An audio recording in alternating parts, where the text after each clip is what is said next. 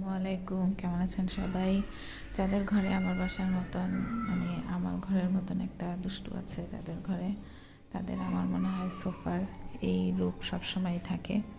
নয়তো কী হবে আমি বলি, এই যে সোফা ডিভান যাই বলেন, এর উপরে যে একটা আস্তরণ দেয়া আছে, এটা যদি আপনি না দেন তাহলে কি সুন্দর সুন্দর শিল্পকর্ম, কুশনের কথা তো নাই বললাম, কুশন একটা থাকবে উত্তরে, একটা থাকবে পশ্চিমে, কিন্তু যদি উপরে এরকম কোনো কভার না দেন তাহলে এরকম সুন্দর সুন্দর শিল্পকর্ম আপনার নজর আসবে, সুন্দর সুন্দর শিল্পকর্ম করবে। আর্ট তো দেখেই রাখছেন, আর আর্টিস্টকে তো আপনারা সবাই চেনেন, আর বলার বাইরে এই যে অনেক সুন্দর সুন্দর শিল্পকর্ম, প্রশংসনীয় আর কি। যাই হোক, এরকম সুন্দর শিল্পকর্ম সবার আবার গাছ হয় না দেখার, তাই আমরা কি করি, কার্পেট দিয়ে এভাবে ঢেকে রাখি।